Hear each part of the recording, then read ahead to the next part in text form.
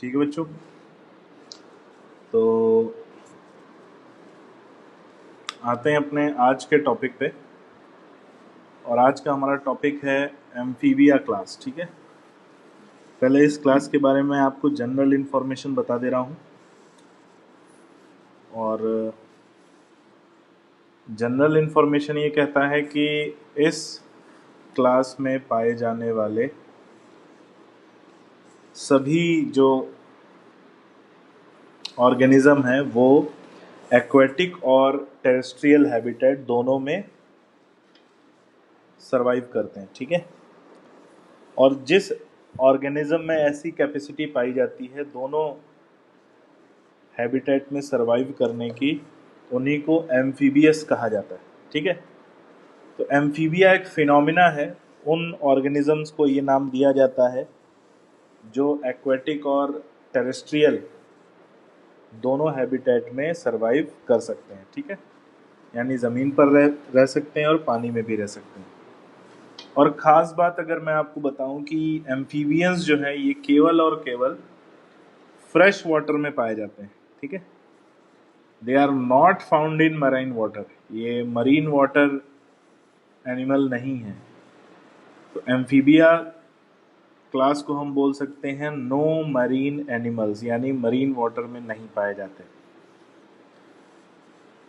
और जनरल अगर इंफॉर्मेशन में इनकी हम बात करें तो इनकी बॉडी या तो दो पार्ट में डिवाइड होती है, जैसा कि हमें फ्रॉग में दिख रहा है, हेड और ट्रंक। ठीक है, हेड और ट्रंक ये दो पार्ट हमें फ्रॉग में दिख रहे हैं। तो दो बॉडी पार्ट में डिवाइड हो सकती है या तीन बॉडी पार्ट में भी डिवाइड हो सकती है, चार में भी हो सकती है। तो हेड, नेक, ट्रंक और टेल। ठीक है, तो ये सैलेमेंडर ऊपर वाला डायग्राम, नीचे वाला फ्रॉग है। तो फ्रॉग में दो बॉडी पार्ट दिख रहे हैं, सैलेमेंडर में हमें चार बॉडी पार्ट, हेड, नेक, ट्रंक और टेल। तो किन्हीं कुछ ऐसे ऑर्गेनिज्म होते हैं जिनमें दो बॉडी पार्ट पाए जाते हैं, किन्हीं ऑर्गेनिज्म में फोर बॉडी पार्ट पाए जा सकते हैं। साथ में जो एक इम्पॉर्टेंट पॉइंट है कि इनमें two pairs of limbs present होते हैं। Most of them has two pairs of limbs. अब हमें फ्रॉग में भी दिख रहा है, एक हाथ इधर होगा, एक हाथ अपोजिट साइड होगा, एक पैर इधर होगा, एक पैर अपोजिट साइड। तो टू पेयर ऑफ लिम हमें फ्रॉग में भी दिख रहा है, और सैलेमेंडर में भी हमें टू पेयर ऑफ लिम दिख रहा है। ठीक है, लेकिन इक्थियोफिस जो है, यहाँ पे एक एग्जांपल, इक्थियोफिस में लिम्स नहीं पाए जाते, ना इसमें अपर लिम ना लोअर लिम, और इसीलिए इसे लिम्बलेस एम्फीबिया कहते हैं। ठीक है, लिम्बलेस एम्फीबिया, इक्थियोफिस को कहा जाता है लिम्बलेस एम्फीबिया।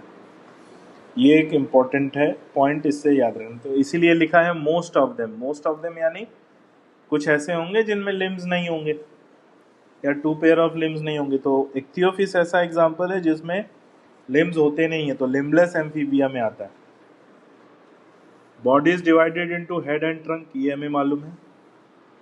और जनरल कैरेक्टर में आए तो amphibian skin is moist without scales. तो एम्फीबिया जितने भी होते हैं इनकी सबकी स्किन स्मूथ होती है और मॉइस्ट होती है। दो पॉइंट है, स्मूथ होना और मॉइस्ट होना। मॉइस्ट होने की वजह से ये हेल्प करता है मॉइस्चर का पाया जाना, किसके लिए? क्यूटेनियस रेस्पिरेशन के लिए। क्यों? क्योंकि इनमें स्किन से ही रेस्पिरेशन होता है। और मॉइस्ट होते हैं इसलिए ये ड्राई प्लेसेस पर नहीं पाए जा सकते, ये वहीं पर रहेंगे जहां पर वाटर की अवेलेबिलिटी होगी। तो ड्राई प्लेसेस पर नहीं पाए जाएंगे, और इसीलिए जहां भी एम्फीबिया पाए जाते हैं पानी वहां कहीं आसपास होता है। आपको एकदम सूखी जगह पर, ड्राई जगह पर फ्रॉग नहीं मिलेंगे। फ्रॉग कब आते हैं? जब बारिश का मौसम आता है, बारिश होती है या तालाब हो, नदी हो, उसके आसपास ये फ्रॉग पाए जाते हैं। कभी ऐसा ना हो कि गर्मी के मौसम में रेगिस्तान में फ्रॉग दिख गया, नहीं दिखेगा। क्यों? वो ड्राई हैबिटेट में सर्वाइव ही नहीं कर पाएगा, स्किन सूख जाएगी, सांस नहीं ले पाएगा, और उस कंडीशन को एस्फेक्सिया कहते हैं। एस्फेक्सिया, ये पॉइंट याद रखना।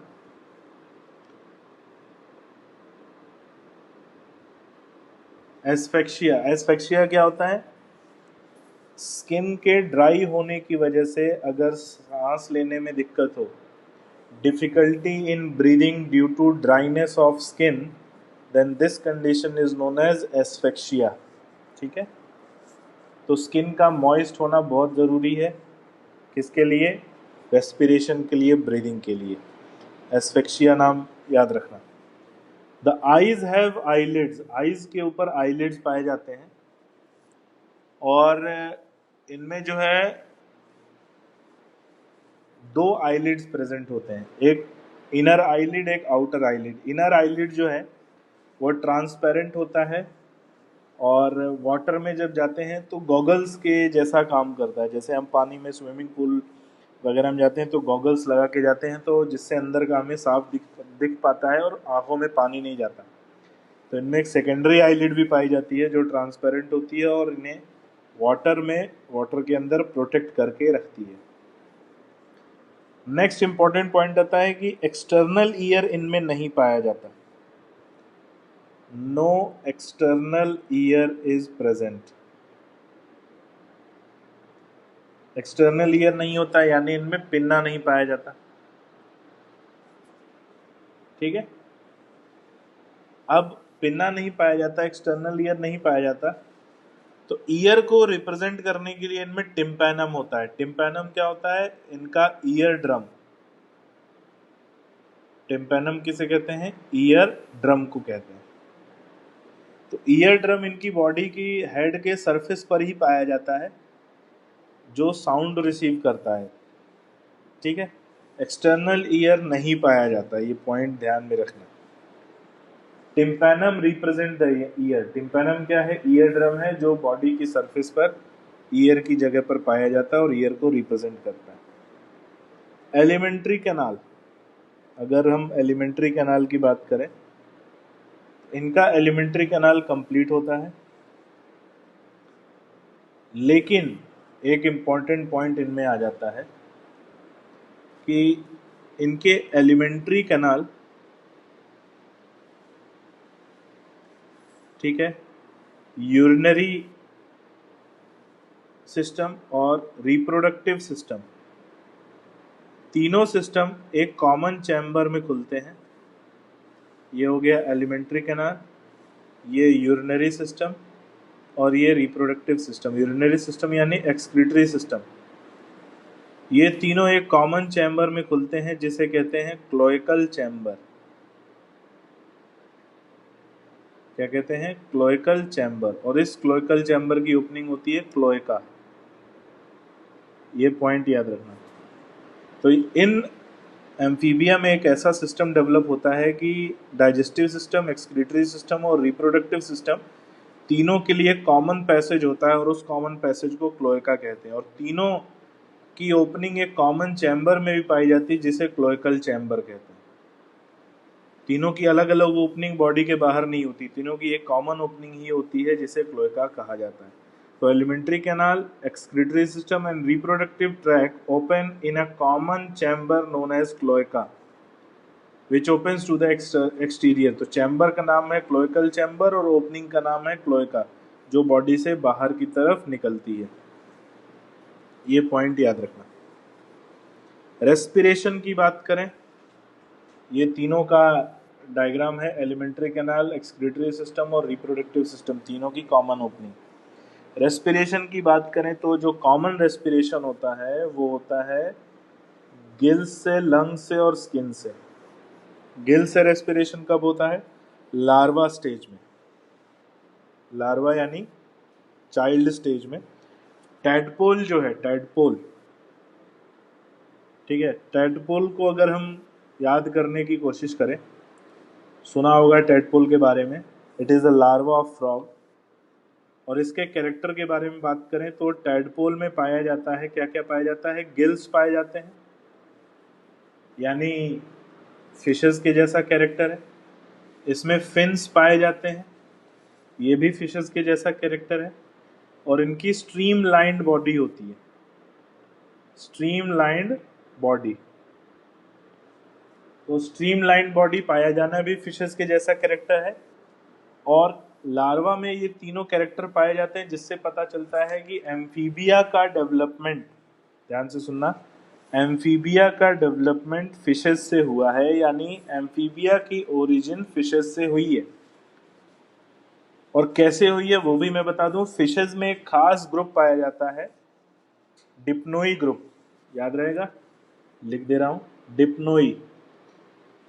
फिशेस में एक खास ग्रुप पाया जाता है, डिप्नोई ग्रुप, जो लंग फिशेस होती हैं।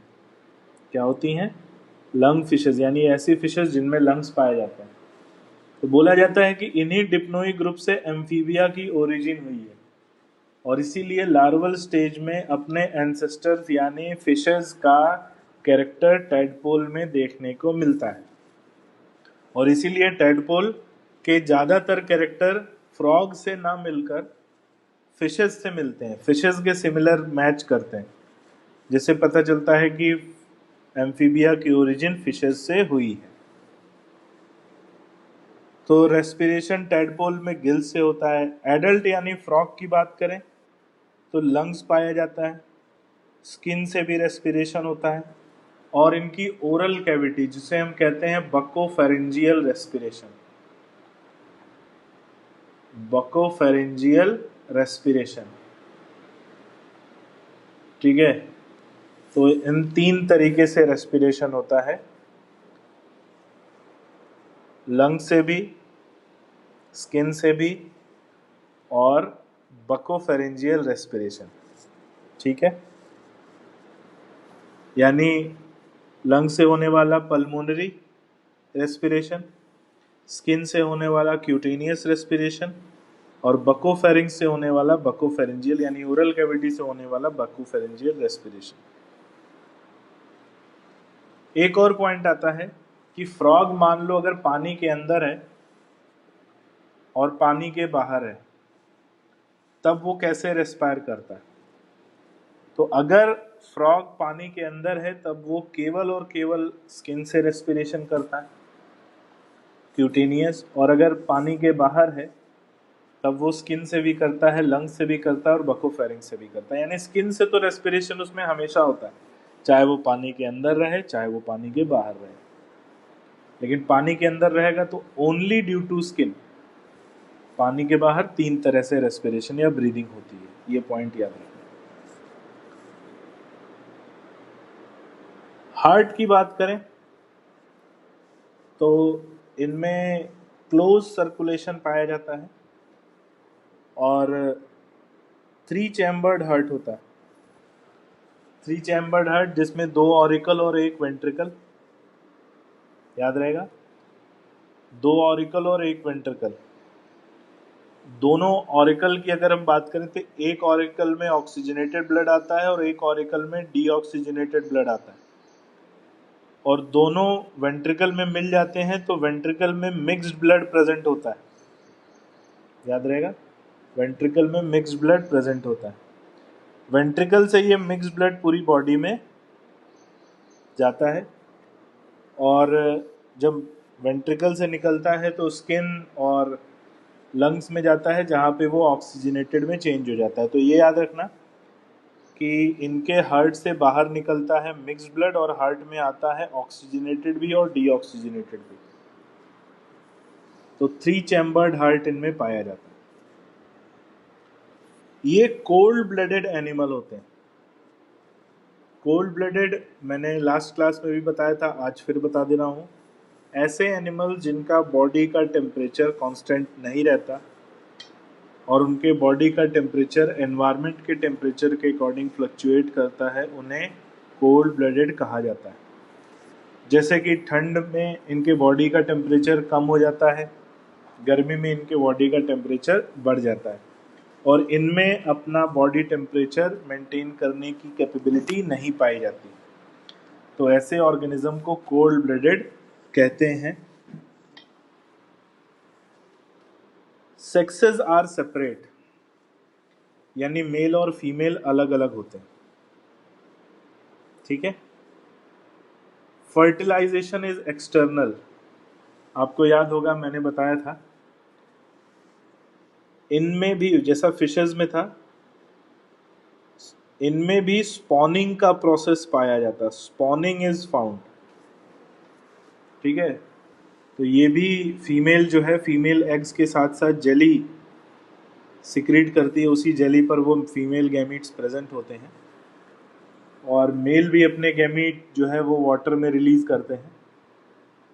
वाटर में रिलीज करते हैं तो वाटर में ही दोनों का फ्यूजन होता है, फर्टिलाइजेशन होता है, एक्सटर्नल फर्टिलाइजेशन, और स्पॉनिंग का प्रोसेस पाया जाता है जिससे वो जाइगोट डेवलप होके इनके लार्वा यानी टैडपोल में बनता है, और वो फिर आगे डेवलप होके एडल्ट में बदलता है। ठीक है, तो स्पॉनिंग का प्रोसेस इनमें पाया जाता है। हाँ, एक और पॉइंट रहा था कि हमने बॉडी कैविटी की बात करी, तो ये कॉर्डेटा के लिए सभी कॉमन बात है कि सभी में सीलोमिक कैविटी, ट्रू सीलोम पाया जाता है। ठीक है, एसेक्सुअल मोड ऑफ रिप्रोडक्शन इनमें नहीं पाया जाता। ठीक है, एसेक्सुअल मोड ऑफ रिप्रोडक्शन या रीजनरेशन इनमें नहीं पाया जाता। ओवीपैरस होते हैं यानी एग लेइंग होते हैं, लेकिन खास बात है यहाँ पर एग्स के बारे में एक बात बता दूं कि इनके जो एग्स होते हैं वो जेली लाइक कवरिंग में पाए जाते हैं। कैसी? Jelly like covering. जैसे अगर हम कंपैरिजन करें बर्ड्स के अंडे, जो बर्ड्स के एग्स होते हैं उन पर हार्ड कवरिंग पाई जाती है कैल्शियम कार्बोनेट की। ठीक है बच्चे, इस पे ध्यान देंगे, बहुत इंपॉर्टेंट पॉइंट है इवोल्यूशन पॉइंट ऑफ व्यू से। ठीक है, तो जिनके ऊपर, जिन एनिमल्स के एग्स पर हार्ड कवरिंग पाई जाती है कैल्शियम कार्बोनेट की, उन एग्स को कहा जाता है क्लिडोइक एग। क्या कहते हैं? क्लिडोइक। और जिन पर ये कैल्शियम कार्बोनेट की कवरिंग नहीं होती उन्हें कहा जाता है नॉन क्लिडोइक एग। अब मैं ये पॉइंट क्यों डिस्कस कर रहा हूं, इस पॉइंट का यहाँ पे मतलब क्या है? इस पॉइंट का यहाँ पर बहुत बड़ा मतलब है, समझिएगा। फिशेस में, एम्फीबिया में, और इससे पहले जो वाटर में एग्स ले कर रहे थे, सब में नॉन क्लिडोइक एग पाया जाता है। अगर ये ऑर्गेनिज्म नॉन क्लिडोइक एग, बिना हार्ड कवरिंग वाले एग को जमीन पर ले करते हैं, if they lay their eggs on land, तो क्या होगा? जमीन पर गर्मी होगी, ट्रांसपीरेशन होगा, डिहाइड्रेशन होगा, ये अंडों में से वाटर लॉस होगा और अंडे सरवाइव नहीं कर पाएंगे। ठीक है, पानी में ये बच्चों अंडों को ले करते हैं, पानी में अंडे रहते हैं, तो जब वाटर डिहाइड्रेट होता है तो उनमें पानी की कमी नहीं हो पाती क्योंकि आसपास वाटर है, वो वाटर अब्जॉर्ब कर लेते हैं। यही कारण है, यही रीजन है कि जब तक एम्फीबिया डेवलप हुए थे तब तक कोई भी अर्थ पे डेवलप होने वाला animal completely independent terrestrial habitat में नहीं रह सकता। यानी यहाँ तक अगर कोई भी ऑर्गेनिज्म रहता है तो वो रिप्रोडक्शन के लिए वाटर पर डिपेंड करता है, और ऐसा ही एम्फीबिया भी करते हैं। भले ही ये जमीन पर रहते हैं लेकिन they depend upon water for reproduction. क्यों? क्योंकि इनके अंडों पर ये कैल्शियम कार्बोनेट की कवरिंग नहीं है। They do not have calcium carbonate covering on their eggs, and that is why they are dependent on water for their reproduction। और इसीलिए एम्फीबिया पूरी तरह से टेरेस्ट्रियल एनिमल नहीं बन पाए। तो यानी कभी भी एम्फीबिया जहां भी पाए जाते हैं, अगर हम इवोल्यूशन पॉइंट ऑफ व्यू से देखें, तो जब तक एम्फीबिया डेवलप हुए थे तब तक ये लैंड पर, जमीन पर ज्यादा दूर तक नहीं जा सकते थे। क्यों नहीं जा सकते थे? क्योंकि लैंड, पानी से दूर जाएंगे तो रिप्रोडक्शन की एबिलिटी ये परफॉर्म नहीं कर पाएंगे। ठीक है, तो कंप्लीटली टेरेस्ट्रियल हैबिटेट में रहने के लिए ये अभी डेवलप नहीं हुए हैं, और इसीलिए इनका ये प्रोसेस यहाँ पर जानना बहुत जरूरी है। एम्फीबिया भले ही जमीन पर रहते हैं लेकिन they do depend upon water for reproduction. Development is direct और इनडायरेक्ट। इनमें डायरेक्ट डेवलपमेंट भी पाया जाता है, यानी कई ऐसे होते हैं जिनमें लार्वा नहीं पाए जाते। इनडायरेक्ट, जैसे जो है फ्रॉग में लार्वा पाया जाता है टैडपोल, ठीक है, टैडपोल लार्वा। तो इनमें डायरेक्ट और इनडायरेक्ट दोनों डेवलपमेंट होता है। Development is indirect in text book नहीं बेटा, सारे एम्फीबिया में हम ये बात कर रहे हैं, सारे एम्फीबिया में इनडायरेक्ट डेवलपमेंट नहीं होता, ठीक है। कुछ ऐसे एम्फीबिया भी हैं जिनमें डायरेक्ट डेवलपमेंट पाया जाता है, सब में लार्वा स्टेज नहीं पाई जाती, ठीक है। ये पॉइंट ध्यान में रख के चलना, इसीलिए हम यहाँ पर इनको डिस्कस कर रहे हैं। एग्जाम्पल की बात करें तो बहुत से एग्जाम्पल हमें मिलते हैं, जैसे कि सबसे कॉमन यहाँ पर सैलेमेंडर, सैलेमेंड्रा कहते हैं, राना टिग्रीना जिसे हम इंडियन बुल फ्रॉग कहते हैं, राना टिग्रीना, बूफो जिसे टोड कहा जाता है। टोड क्या होता है, अपने रेनी सीजन में पानी जब बारिश होती है तो तालाबों के आसपास कुछ ऐसे बड़े फ्रॉग पाए जाते हैं जो क्रैकिंग साउंड प्रोड्यूस करते हैं, ठीक है, उन्हें टोड कहा जाता है। और राना टिग्रीना जिसे हम कॉमन इंडियन बुल फ्रॉग कहते हैं, हाइला जो है ये ट्री फ्रॉग होता है, पेड़ों पर पाया जाता है, जनरली इंडिया में तो होते नहीं है। साउथ अमेरिका जो है अमेजन रीजन में ये पेड़ों पर पाए जाते हैं, ट्री फ्रॉग, हाइला। सैलेमेंडर जिन्हें हम सैलेमेंड्रा भी कहते हैं, इक्थियोफिस जिन्हें लिम्बलेस एम्फीबिया कहा जाता है, ठीक है, लिम्बलेस एम्फीबिया नाम याद रखना, इक्थियोफिस को लेकर पूछा जाता है। तो ये हमारा था एम्फीबिया क्लास। आगे बढ़ते हैं। तो एम्फीबिया से जब डेवलपमेंट आगे बढ़ा तो इवोल्यूशन पॉइंट ऑफ व्यू से मैं बताते हुए चल रहा हूँ, एम्फीबिया से ही डेवलप हुए रेप्टाइल्स। और ये कैसे पता चलता है, क्योंकि रेप्टाइल्स का एक एग्जाम्पल है जिसे हम कहते हैं सेमोरिया, ठीक है। सेमोरिया ऐसा रेप्टाइल है जिसके कैरेक्टर एम्फीबिया से मैच खाते हैं, लेकिन इसमें क्लिडोइक एग पाया जाता है,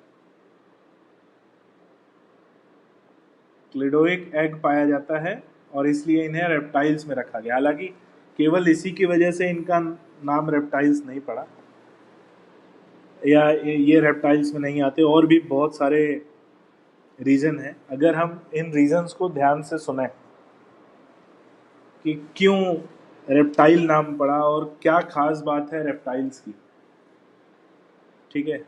तो सबसे पहले रेप्टाइल का मतलब होता है रैप्टर। रेप्टाइल जो वर्ड आता है ये आता है रैप्टर से, और रैप्टर का मतलब होता है रेंगने वाले, और क्रीपिंग और क्रॉलिंग जो करते हैं, यहाँ पर अपने आप को घसीटना या रेंगना, तो ऐसे एनिमल्स आते हैं इसमें, किसमें, रेप्टाइल्स में, और इसी कैरेक्टर की वजह से इनका नाम रेप्टाइल पड़ा। लेकिन क्या जनरल कैरेक्टर आता है इनका, क्यों इन्हें इम्पोर्टेंट माना जाता है, वो समझते हैं। सबसे पहली बात कि इनकी पूरी बॉडी पर, जो रेप्टाइल्स होते हैं, ड्राई एंड कॉर्निफाइड मतलब स्केल्स पाए जाते हैं। इनकी स्किन ड्राई होती है और कॉर्निफाइड स्किन होती है, साथ ही एपिडर्मल स्केल्स और स्क्यूट्स पाए जाते हैं। आपने क्रोकोडाइल को देखा होगा, क्रोकोडाइल की बॉडी पर ऊपर हार्ड कवरिंग प्रेजेंट होती है, हॉर्निफाइड स्केल्स कहते हैं उसे, हॉर्निफाइड स्केल्स पाए जाते हैं। ऐसा ही हमें स्नेक की बॉडी पर भी मिलता है, टॉर्टॉइज की बॉडी पर भी मिलता है, सैलेमेंडर की बॉडी देखें तो वहां भी मिलता है। तो जनरली जो भी रेप्टाइल्स होते हैं इनकी स्किन बहुत ही ड्राई होती है। क्यों ड्राई होती है? ताकि बॉडी से वाटर लॉस ना हो, ठीक है, बॉडी से वाटर लॉस ना हो, इस पॉइंट को याद रखना। वाटर लॉस को रोकने के लिए इनकी स्किन ड्राई होती है, और इसीलिए ये एक्सट्रीम टेरेस्ट्रियल हैबिटेट में सरवाइव आसानी से कर सकते हैं जहाँ पर पानी की कमी होती है। तो वाटर को होल्ड करने की कैपेसिटी इनमें पाई जाती है बॉडी में, वाटर को ये रोक सकते हैं। तो वाटर लॉस को रोकने के लिए ही इनकी बॉडी पर ये ड्राई कवरिंग एपिडर्मल स्केल्स और स्क्यूट्स पाए जाते हैं। और इनको समझने की कोशिश करें अगर, तो जो मैंने एक एग्जांपल दिया था यहाँ पे सेमोरिया सबसे पहले डेवलप होने वाले रेप्टाइल हैं और इसीलिए इसे स्टेम रेप्टाइल कहा जाता है। ठीक है, सेमोरिया को स्टेम रेप्टाइल कहते हैं। इनकी बॉडी पर हार्ड, अच्छा ये कवरिंग जो होती है ये नॉन लिविंग कवरिंग होती है। एपिडर्मल सिक्रीशन होता है जो इनकी बॉडी से वाटर लॉस को रोकता है, तो इसीलिए ये एक्सट्रीम हैबिटेट में अपने आप को प्रोटेक्ट रख पाते हैं। They do not have external ear opening, इनमें एक्सटर्नल ईयर की कोई ओपनिंग नहीं पाई जाती, यानी जो सांप होता है वो बहरा होता है और उसके सामने जो है बीन बजाने से कोई फायदा नहीं होता। तो जो स्नेक चार्मर होते हैं वो जो सांपों के आगे बीन बजाते हैं उससे कोई सांपों को कुछ सुनाई नहीं देता, बहरे होते हैं। सो इनमें एक्सटर्नल ईयर की ओपनिंग नहीं पाई जाती, सांप में तो एकदम नहीं होता। टिम्पैनम प्रेजेंट होता है कुछ रेप्टाइल्स में जो ईयर को रिप्रेजेंट करता है, सांपों में तो ईयर पाया ही नहीं जाता। लेकिन और कुछ ऐसे रेप्टाइल्स हैं जिनमें टिम्पैनम प्रेजेंट होता है। टिम्पैनम यानी वही ईयर ड्रम प्रेजेंट होता है जो इनमें ईयर को रिप्रेजेंट करता है। लिम्स की बात करें, ये बड़ा एक इंपॉर्टेंट पॉइंट इस पे आ जाता है, सुनते जाइएगा और याद होता जाएगा। लिम्स व्हेन प्रेजेंट मतलब हमेशा प्रेजेंट नहीं होते, जैसे कि स्नेक्स में आप देखेंगे स्नेक्स में लिम्स नहीं पाए जाते। तो क्यों नहीं पाए जाते उसको लेकर मैं आपको एक बात अभी आगे बताऊंगा। 2 पेयर लिम्स पाए जाते हैं, अगर पाए जाते तो क्रोकोडाइल में हमें 2 पेयर दिख रहे हैं, लिजर्ड कैमलियन में 2 पेयर, चिलियन यानी टर्टल में भी हमें 2 पेयर दिख रहे हैं, ये टर्टल है।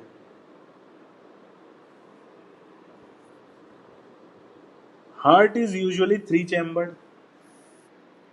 सारे रेप्टाइल्स में, याद रखना इस पॉइंट को, सारे रेप्टाइल्स में 3 चैम्बर्ड हार्ट पाया जाता है क्रोकोडाइल्स को छोड़कर।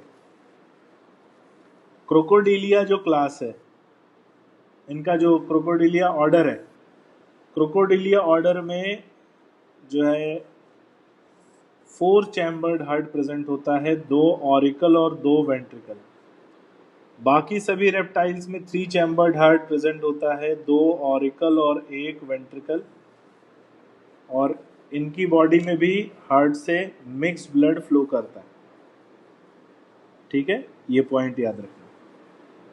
So heart is usually 3 chambered, लेकिन 4 चैम्बर्ड हार्ट पाया जाता है केवल और केवल क्रोकोडाइल्स में। क्रोकोडाइल्स यानी एलिगेटर, क्रोकोडाइल, ग्रेवियालिस यानी घड़ियाल जिसे कहते हैं, सब में 4 चैम्बर्ड होता है।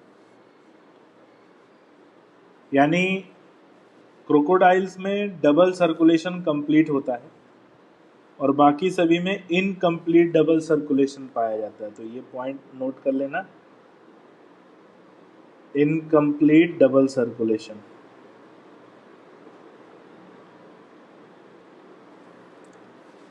ठीक है।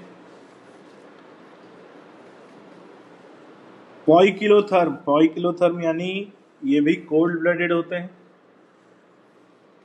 इनकी बॉडी में भी एनवायरनमेंट से अफेक्ट होता है इनका बॉडी टेम्परेचर, और ये भी अपने बॉडी टेम्परेचर को कांस्टेंट नहीं रख सकते। तो यानी कोल्ड ब्लडेड पॉइकिलोथर्म कहा जाता है। Snakes and lizard shed their scales as skin cast. तो जो स्नेक और लिजर्ड होते हैं ये अपने आउटर जो इनका एक्सोस्केलेटन होता है उसको शेड ऑफ करते हैं। और जो हमने पढ़ा था आर्थ्रोपोडा यानी कॉकरोचेस में मोल्टिंग, मोल्टिंग या एक्डाइसिस, आपको याद होगा एक्डाइसिस, तो इनमें भी मोल्टिंग और एक्डाइसिस पाई जाती है। ये भी बॉडी ग्रो करती है टाइम टू टाइम, एक्सोस्केलेटन इनका नॉन लिविंग होता है और उसके अकॉर्डिंग अडॉप्ट करने के लिए पुराने एक्सोस्केलेटन को शेड कर देते हैं और नया एक्सोस्केलेटन उसके अंदर डेवलप कर लेते हैं। मैंने बोला कि स्नेक्स में लिम्स नहीं पाए जाते, क्यों नहीं पाए जाते उसका कारण सुनिए। आज से लाखों करोड़ों साल पहले जब रेप्टाइल्स की ओरिजिन हुई थी और ये इवॉल्व कर रहे थे, तो उस समय जो स्नेक्स पाए जाते थे उनमें लिम्स प्रेजेंट थे, 2 पेयर ऑफ लिम्स पाए जाते थे, लेकिन इनकी बॉडी कंपेरेटिवली ज़्यादा लंबी थी और ज़्यादा लंबी होने की वजह से इनके जो पैर हैं वो पूरी बॉडी स्ट्रक्चर को सपोर्ट नहीं दे पाते और पैरों की वजह से ये चलते थे तो उनकी स्पीड भी स्लो थी। तो इन्होंने क्या किया कि ऐसा पाया कि भाई अगर हम बॉडी की हेल्प से, बॉडी लेयर की हेल्प से अगर हम रेंगते हैं, क्रॉल करते हैं, जिसमें हमें पैरों की ज़रूरत नहीं पड़ती, तो हम ज़्यादा फास्ट मूव कर सकते हैं। तो इन्होंने क्या किया, पैरों का इस्तेमाल करना बंद कर दिया, पैरों का इस्तेमाल करना बंद कर दिया। और जो है लैमार्क ने एक थियरी दी थी कि जिसका यूज़ हम ज़्यादा करेंगे वो ज़्यादा डेवलप होगा और जिसका यूज़ नहीं करेंगे वो ऑर्गन धीरे धीरे उसका डेवलपमेंट कम होता जाएगा और एक टाइम आएगा वो एक्सटिंक्ट हो जाएगा। तो इनमें भी यही हुआ, इनके जो पैर थे यूज़ नहीं करते थे तो उनका साइज छोटा होता गया, छोटा होता गया, इतना छोटा हो गया कि आज इनके जो पैर हैं वो हमें दिखाई नहीं देते। तो क्या इनके पैर गायब हो गए? नहीं, ऐसा नहीं है। इनके लिम्स पाए जाते हैं लेकिन बहुत ही छोटे वेस्टिजियल फॉर्म में पाए जाते हैं। इनकी बॉडी पर बहुत सारे स्केल्स जो हमें दिखते हैं उसमें हमें 4 स्केल्स ऐसे दिखेंगे इनकी बॉडी में जो ध्यान से देखने पर दिखेंगे, जो हमें लिम्ब बड, जिन्हें हम लिम्ब बड कहते हैं, लिम्ब बड, यानी ये लिम्स का वो वेस्टिजियल फॉर्म है जो आज भी इनकी बॉडी में पाया जाता है in the form of scales. तो इसलिए हम बात कह रहे थे कि सांपों में भी तो पैर थे लेकिन इवोल्यूशन में ये पैर जो है इनके गायब हो गए। ठीक है, सेक्सेस आर सेपरेट, यूनिसेक्सुअल होते हैं, मेल और फीमेल अलग होते हैं। एक और पॉइंट आता है, हम यहाँ पर चिलियन और टॉर्टॉइज, चिलियन हम कहते हैं टर्टल को, ठीक है, टर्टल और टॉर्टॉइज में क्या डिफरेंस है, ये डिफरेंस समझिएगा। टर्टल के जो लिम्स हैं वो फ्लिपर जैसे होते हैं, ये दिख रहे हैं आपको, फ्लिपर जैसे, और ये फ्लिपर जैसे लिम्स इनको पानी में तैरने में हेल्प करते हैं। टॉर्टॉइज में फ्लिपर नहीं होते, यहाँ पर क्लॉ और नेल्स पाए जाते हैं, तो प्रॉपर लिम्स होते हैं और उन लिम्स में क्लॉ और नेल्स प्रेजेंट होते हैं, जिससे इन्हें पानी में नहीं चल पाते, वो मोबिलिटी नहीं मिल पाती और ये टेरेस्ट्रियल यानी ज़मीन पर ही सरवाइव करते हैं। ठीक है, ये चिलियन और टेस्टुडो यानी टर्टल और टॉर्टॉइज के बीच का डिफरेंस है। टर्टल पानी में रहता है, टॉर्टॉइज ज़मीन पर रहता है। सेक्सेस आर सेपरेट, मैंने बोला मेल और फीमेल अलग अलग होते हैं। Fertilization is internal, fertilization is internal मतलब इनमें कॉपुलेशन पाया जाता है, मेल फीमेल की बॉडी के अंदर गैमीट रिलीज करता है और जिससे इंटरनल फर्टिलाइजेशन होता है।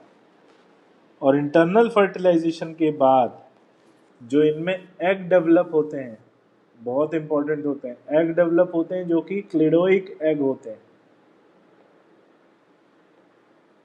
और ये क्लिडोइक एग पर कैल्शियम कार्बोनेट की कवरिंग पाई जाती है। और ये क्लिडोइक एग का पाया जाना इनके पूरी तरह से टेरेस्ट्रियल एनिमल होने का एक बहुत बड़ा सबूत है, एक बहुत बड़ा एविडेंस है कि रेप्टाइल्स ही वो पहले एनिमल थे जो अर्थ पे डेवलप हुए थे और कंप्लीटली जो है टेरेस्ट्रियल हैबिटेट में सरवाइव कर सकते थे। ठीक है, इनमें टेरेस्ट्रियल हैबिटेट में सरवाइव करने की एबिलिटी पाई जाती थी। ये ऐसे एनिमल थे जो पानी से दूर, जमीन पर दूर दूर तक पूरे जमीन पर फैल सकते थे और फैल भी गए। क्यों? इनमें क्लिडोइक एग पाया जाता था जिससे वाटर लॉस नहीं होता था, वाटर लॉस को प्रोटेक्ट करता था। तो इसलिए इनके एग्स के लिए पानी पर डिपेंडेंट ये नहीं रहते थे और ज़मीन पर भी बच्चों को बर्थ जो है उन अंडों से दे सकते थे और अपनी पॉपुलेशन को बढ़ा सकते थे। तो इवोल्यूशन पॉइंट ऑफ व्यू से टेरेस्ट्रियल हैबिटेट में सरवाइव करना और इंडिपेंडेंटली टेरेस्ट्रियल एनिमल बनने में क्लिडोइक एग का बहुत बड़ा कारण है। छोटी छोटी बातें होती हैं, हम कई बार ध्यान नहीं देते, लेकिन ये इवोल्यूशन पॉइंट ऑफ व्यू से बहुत इंपॉर्टेंट बन जाती है।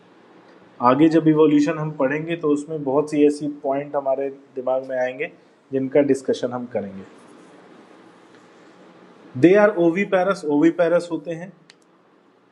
And development is direct, direct development यानी इनमें लार्वा स्टेज नहीं पाई जाती। ठीक है, अंडे देते हैं, अंडों में प्री प्रिपेयर्ड फूड प्रेजेंट होता है।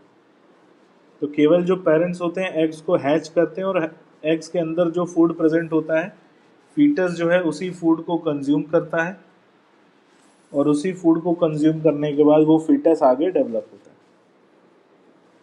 रेप्टाइल्स के एग्जाम्पल की बात करें अगर हम, तो कैमलियन जिन्हें हम गिरगिट कहते हैं या गार्डन लिजर्ड कहते हैं, क्रोकोडिलस मगरमच्छ, घड़ियाल, गेटर, एलिगेटर आते हैं इसमें, चीलियन, नाजा, नाजा जो है ये इंडियन कोबरा या किंग कोबरा का नाम है, नाजा नाजा।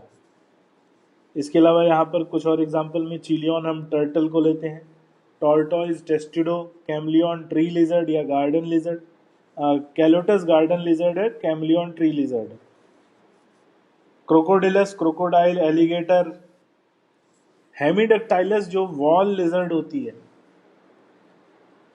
घर में जो छिपकली पाई जाती है उसे हेमिडक्टाइलस कहते हैं। पॉइजनस स्नेक में अगर हम बात करें, कोबरा, 3 नाम दिए हैं, बेंगारस करैत कहते हैं और वाइपेरा वाइपर। याद करना 3 नाम दिए हैं, यही 3 पूछा जाएगा। पाइथन के बारे में हमने सुना होगा, पाइथन अजगर कहते हैं, ये नॉन पॉइजनस स्नेक होता है, इसके अंदर पॉइजन नहीं पाया जाता। ये मसल्स इसकी बहुत स्ट्रांग होती हैं, जो भी इनका शिकार होता है उस शिकार को ये पकड़ लेते हैं, कैप्चर कर लेते हैं और उसको अपनी बॉडी से लपेट कर दबा देते हैं और इनके दबाने की वजह से वो इनका शिकार जो है सांस नहीं ले पाता और कुछ समय बाद उसकी डेथ हो जाती है, फिर ये उसको डायरेक्टली निगल जाते हैं। तो Python is a non poisonous snake, ये याद रखना। पॉइजनस स्नेक में अगर आएगा तो यही 3 नाम पूछेगा, नाजा, बेंगारस एंड वाइपेरा। ठीक है, ये था हमारा क्लास रेप्टिलिया। इससे रिलेटेड कुछ डाउट वगैरह हो तो आप लेक्चर के आप अपने डाउट्स नोट करते जाइएगा।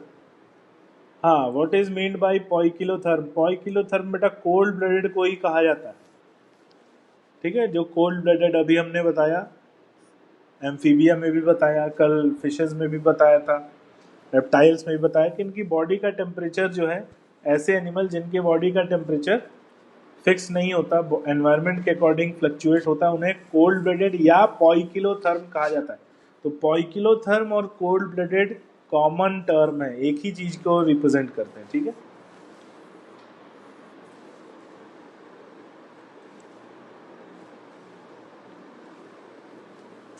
आगे बढ़ते हैं हम। क्लास एव्स या एवीज भी कहते हैं, कुछ लोग एव्स कहते हैं, कुछ लोग एवीज कहते हैं।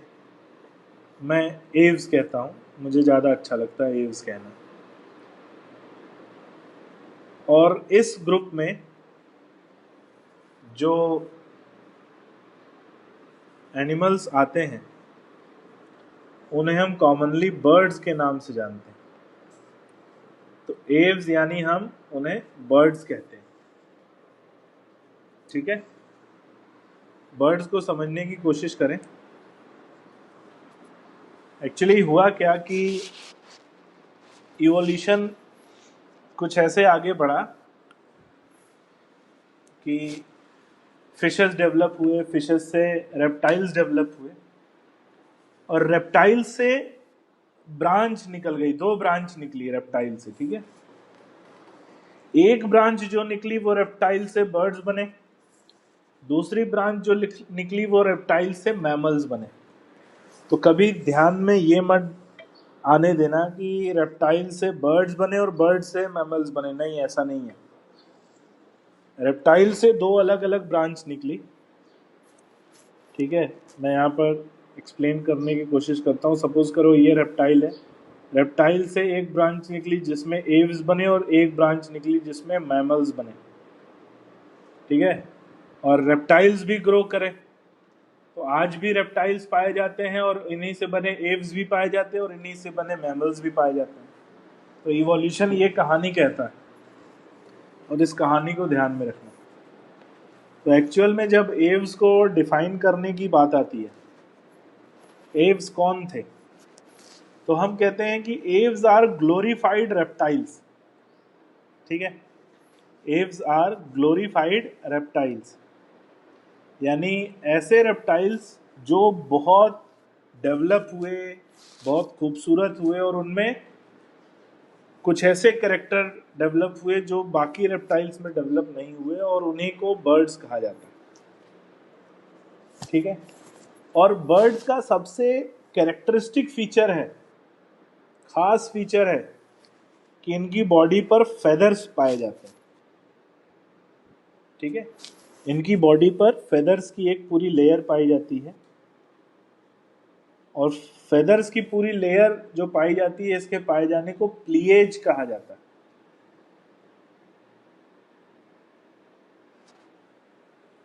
ठीक है। फेदर्स की पूरी लेयर होती है। अब most of them can fly, इनके जो फेदर्स होते हैं और उनकी बॉडी में विंग्स पाए जाते हैं, उन फेदर्स की बदौलत और उन विंग्स की बदौलत इनमें से अधिकतर जो बर्ड्स होती हैं वो उड़ सकती हैं, एक्सेप्ट फ्लाइटलेस बर्ड। लेकिन कुछ ऐसी बर्ड हैं, फ्लाइटलेस बर्ड हैं, जो उड़ नहीं सकते, जैसे कि हम ऑस्ट्रिच, और केवल ऑस्ट्रिच नहीं और भी हैं, हम कुछ के नाम बता देना आपको। ईमू, ईमू भी फ्लाइटलेस बर्ड है। कैसोवेरी, कैसोवेरी फ्लाइटलेस बर्ड है। डोडो सुना होगा आपने, डोडो, डोडो हो गया, ईमू हो गया, कैसोवेरी हो गया, और कीवी, ठीक है, कीवी हो गया। तो ये वो कुछ बर्ड हैं जो फ्लाइटलेस बर्ड हैं और उड़ नहीं सकती। लेकिन उड़ने के लिए क्या जरूरी होता है, ये पॉइंट समझना है। बर्ड्स में केवल क्या विंग्स की बदौलत ये उड़ सकते हैं? नहीं, विंग्स के साथ साथ विंग्स से जो मसल्स अटैच होती हैं, और वो मसल सामने स्टर्नम पे अटैच होती हैं, ठीक है। यानी विंग से निकलती हैं और चेस्ट पे स्टर्नम रीजन में वो मसल्स अटैच होती हैं। इनकी बॉडी की सबसे पावरफुल मसल्स होती हैं, जिन्हें फ्लाइट मसल्स कहते हैं, याद रखना ये बात को। तो जिन बर्ड्स में फ्लाइट मसल्स डेवलप होती है, वो बर्ड्स आसानी से उड़ सकती हैं। लेकिन जिन बर्ड्स में फ्लाइट मसल्स डेवलप नहीं होती, वो उड़ने में असमर्थ होती हैं, उनमें फ्लाइंग की एबिलिटी नहीं पाई जाती, ठीक है। तो विंग्स के साथ साथ फ्लाइट मसल्स का डेवलप होना बहुत जरूरी है। दे पोजेस बीक, बीक यानी इनका जो जॉ है उसमें टीथ नहीं पाए जाते, टीथ की जगह पे कॉर्निफाइड बीक पाई जाती है, और इसी बीक से ये फूड को पिक करते हैं और कट करते हैं। लेकिन टंग प्रेजेंट होती है इनमें, याद रखना, tongue is present. Forelimbs are modified into wings, two pair of limbs पाए जाते हैं, और आगे के जो लिम्स है, फोरलिम्स यानी हाथ इनके, वो मॉडिफाई हो जाते हैं विंग्स में। लेकिन याद रखना, जो होमोलॉजी है, होमोलॉजी यानी बोन्स जो अरेंज हैं विंग्स में और हाथों में जो बोन्स पाई जाती है वो बोन्स सेम है, उनमें डिफरेंस नहीं है। ठीक है, तो forelimbs are modified into wings. Hind limb की बात करें, पिछले पैर बहुत इंपॉर्टेंट है। इनके जो पिछले पैर होते हैं उन पैरों में स्केल्स प्रेजेंट हो सकते हैं, क्लॉ प्रेजेंट हो सकते हैं, नेल्स प्रेजेंट हो सकते हैं, जिसकी वजह से पता चलता है कि इनकी ओरिजिन कहाँ से हुई है, रेप्टाइल से हुई है। कौन सा ऐसा कैरेक्टर है रेप्टाइल्स का जो इनकी बॉडी में आज भी पाया जाता है, और वो कैरेक्टर है कि इनके लोअर लिम्स में, पैरों में इनके स्केल्स पाए जाते हैं, क्लॉ पाए जाते हैं और नेल्स पाए जाते हैं, जो ये प्रूफ करते हैं कि एव्स की ओरिजिन यानी बर्ड्स की ओरिजिन भी रेप्टाइल से हुई है। और ये जो लोअर लिम्स हैं ये क्यों मॉडिफाई होते हैं? They are modified for walking, चलने के लिए, तैरने के लिए, and clasping the tree branches. Clasping का मतलब उड़ते हुए, या तो ये झपट्टा मारने में हेल्प करते हैं, या तो उड़ते हुए पेड़ों पर, ब्रांचेस पर बैठने में, उनको पकड़ बनाने में हेल्प करते हैं। तो इसी को बोलते हैं clasping of tree branches. Skin इनकी भी ड्राई होती है, याद रखना। इनकी स्किन में कोई भी ग्लैंड नहीं पाया जाता, और केवल इनकी टेल रीजन में एक ऑयल ग्लैंड प्रेजेंट होता है, याद रखना।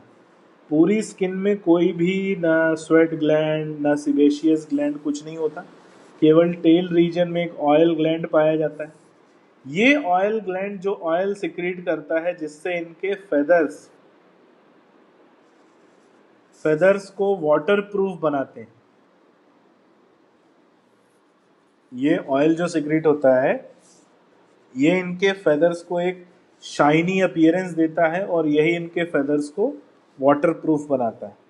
तो ऑयल ग्लैंड याद रखना, present in the base of tail. एक और इंपॉर्टेंट बड़ी बात आती है इनके एंडोस्केलेटन।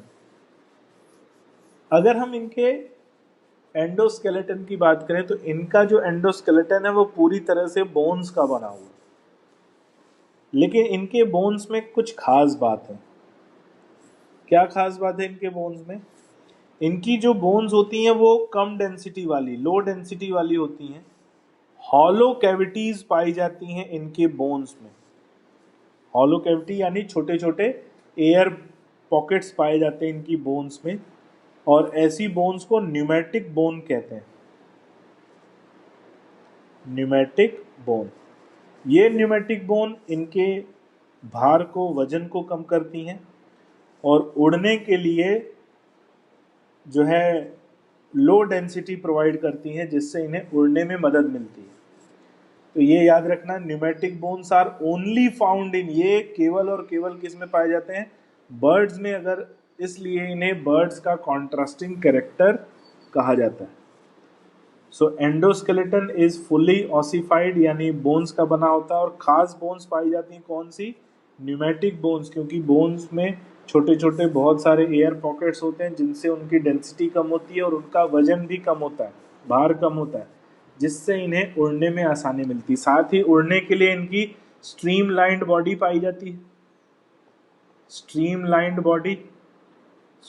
बॉडी भी उड़ने में मदद करती है, फेदर्स भी उड़ने में मदद करते हैं, विंग्स भी उड़ने में मदद करते हैं। फ्लाइट मसल्स हमने बताया था, फ्लाइट मसल्स के बिना तो उड़ ही नहीं सकते। फ्लाइट मसल्स भी उड़ने में मदद करती हैं, और एयर कैविटीज जो न्यूमेटिक बोन्स पाई जाती है वो भी उड़ने में मदद करती है। तो ये याद रखना, बर्ड्स का बहुत इंपॉर्टेंट कैरेक्टर है न्यूमेटिक बोन्स का पाया जाना। डाइजेशन की बात करें तो कंप्लीट एलिमेंट्री कैनाल इनमें प्रेजेंट होता है, कंप्लीट एलिमेंट्री कैनाल। और इनका जो डाइजेस्टिव ट्रैक है, अगर हम बात करें एलिमेंट्री कैनाल में, तो एलिमेंट्री कैनाल में इनमें कुछ एडिशनल चैम्बर पाए जाते हैं। एडिशनल चैम्बर जैसे क्रॉप एक चैम्बर है जो स्टमक के जैसा फंक्शन परफॉर्म करता है। तो स्टमक के जैसा ये फंक्शन परफॉर्म करता है, इसे क्रॉप कहते हैं। गिजर्ड एक और चैम्बर पाया जाता है एलिमेंट्री कैनाल में, और ये गिजर्ड जो है it is present for crushing of food. Crushing of food, food को क्रश करने के लिए ये चैम्बर पाया जाता है जिसे हम गिजर्ड कहते हैं। क्रॉप जो चैम्बर है वो प्रेजेंट होता है स्टमक की तरह। एक और पॉइंट है इंपॉर्टेंट कि इनके स्टमक में या इनके क्रॉप में वाइट कलर का डाइजेस्टिव जूस सिक्रीट होता है।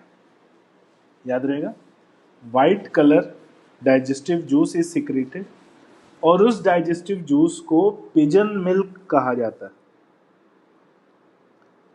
क्या कहते हैं? पिजन मिल्क कहते हैं। ठीक है, ये पॉइंट याद रखना, कभी पूछ सकता है। Heart is completely 4 chamber. इनके हार्ट में 4 चैम्बर प्रेजेंट होते हैं, 2 ऑरिकल और 2 वेंट्रिकल, चारों एक दूसरे से सेपरेट होते हैं, और इसीलिए हम इसे कहते हैं कि इनमें कंप्लीट डबल सर्कुलेशन पाया जाता है। Complete double circulation is present.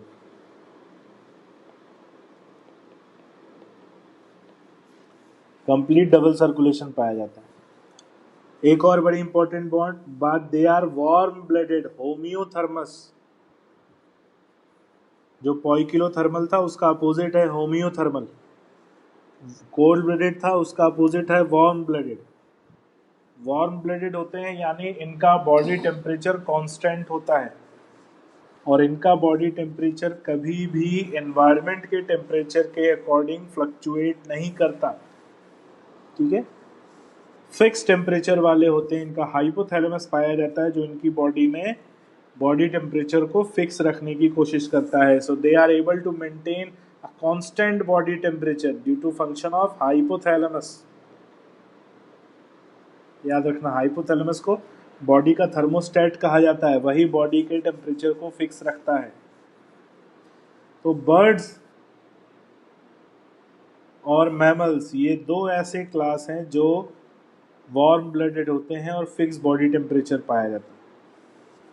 इनके बॉडी टेम्परेचर की बात करें तो 39 डिग्री सेल्सियस इनका जो है फिक्स बॉडी टेम्परेचर मिलता है। मैमल्स या ह्यूमंस की बात करें तो 37 डिग्री सेल्सियस, वो हम आगे डिस्कस करेंगे।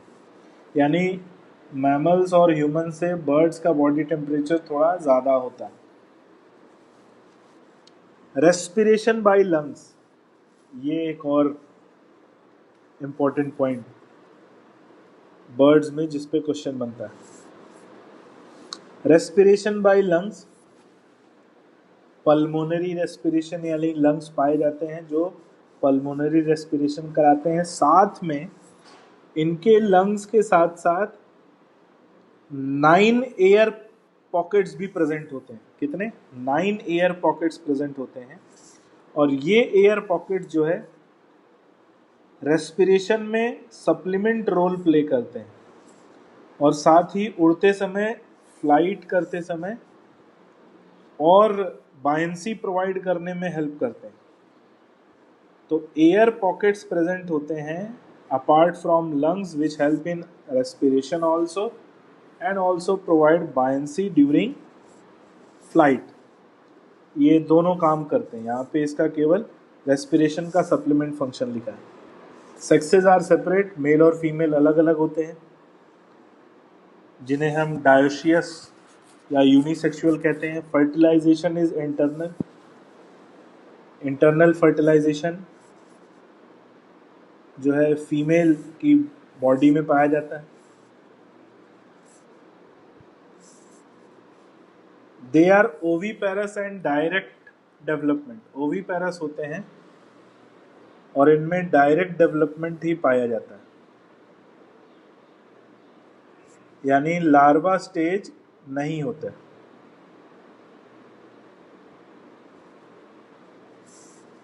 ठीक है, एक पॉइंट इंपॉर्टेंट इसमें और आता है जो मैं चाहता हूं आपको यहां डिस्कस करूं। अगर हम फीमेल बर्ड की बात करें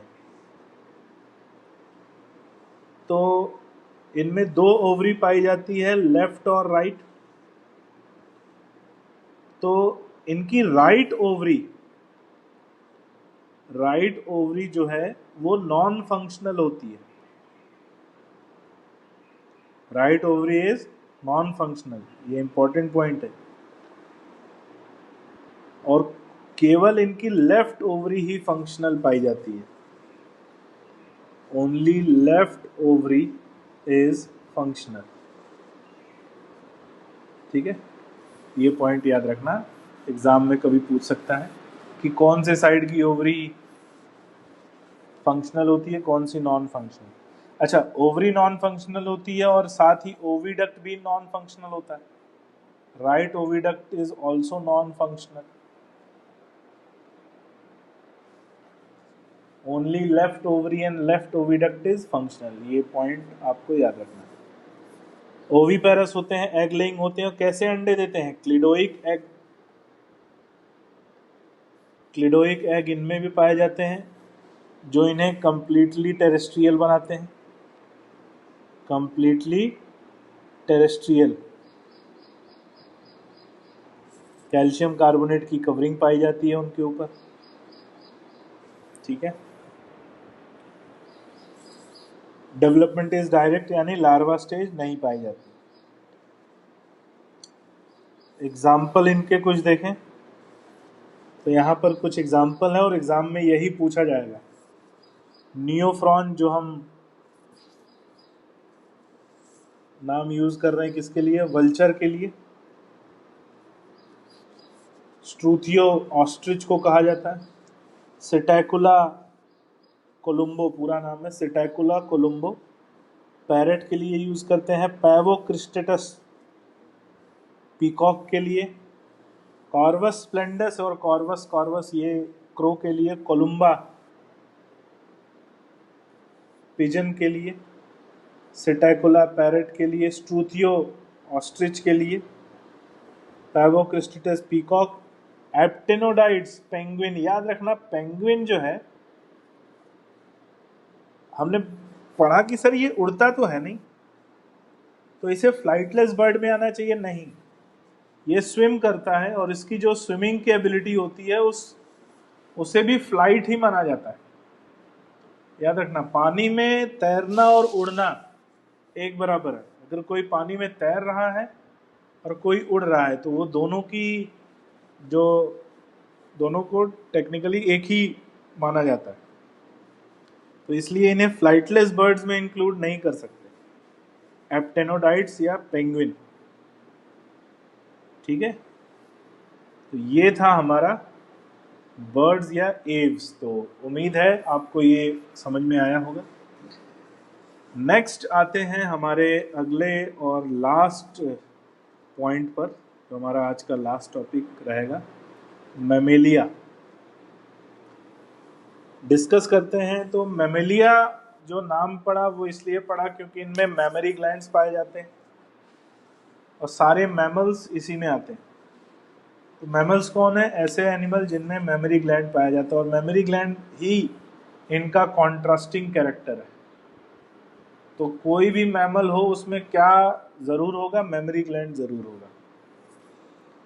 दे are found in variety of habitat. अलग अलग कई तरह के हैबिटेट में पाए जाते हैं, जैसे पोलर आइस में ऐसी जगह पोल्स पर प्रेजेंट हो सकते हैं, नॉर्थ पोल, साउथ पोल, यहाँ पर साल भर बर्फ जमी रहती है।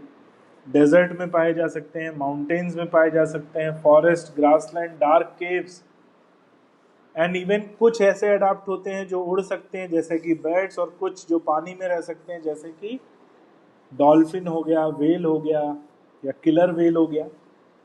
तो डॉल्फिन, वेल और किलर वेल ये आते हैं किसमें? मैमल्स में। एक और एग्जांपल दिमाग में आता है, शार्क वेल। याद रखना, ये एक एनिमल है जिसका नाम है शार्क वेल। तो उसके नाम में शार्क भी है और वेल भी है, लेकिन वो मैमल्स नहीं है, वो आता है फिशेस में, वो कार्टिलेजिनस फिश है, शार्क वेल नाम है उसका। The most unique mammalian character is presence of milk producing gland. Mammals में जो सबसे यूनिक कैरेक्टर है वो ये है कि इनमें मिल्क प्रोड्यूस करने वाली ग्लैंड्स पाई जाती हैं, जिन्हें मिल्क ग्लैंड्स कहते हैं। और ये इसी की वजह से अपने यंग वंस को फीड करते हैं और उन्हें न्यूट्रिशन और नरिशमेंट प्रोवाइड करते हैं। जैसे कि हम अपनी बात करें, हमारी बॉडी में 2 पेयर ऑफ लिम्ब पाए जाते हैं, 2 हाथ 2 पैर, लेकिन हम बाईपीडल हैं, दोनों पैरों से चलते हैं। कुछ ऐसे भी हैं जो टेट्रापीडल है, जैसे डॉग्स हो गए, कैट। तो उनके जो 2 पेयर ऑफ लिम्स हैं, they are adapted for walking, running, climbing, burrowing, swimming और फ्लाइंग, यानी चलने के लिए, दौड़ने के लिए, कूदने के लिए, मिट्टी में खुदाई करने के लिए, तैरने के लिए और उड़ने के लिए। चलने के लिए हम लोग हो गए, दौड़ने के लिए हॉर्स हो गया, डॉग्स हो गए, क्लाइंबिंग के लिए, कूदने के लिए, जो अगर हम बात करें तो कूदने वाले जो डियर हो गए, एंटीलोप हो गए, स्नो लेपर्ड हो गए। बरोइंग करने के लिए मंगूज हो गए, जो मिट्टी में खुदाई करके रहते हैं। स्विमिंग करने के लिए लिम्स मॉडिफाइड होते हैं डॉल्फिन और वेल्स के। फ्लाइंग करने के लिए, उड़ने के लिए मॉडिफाई होते हैं विंग्स बैट्स के, चमगादड़ों के।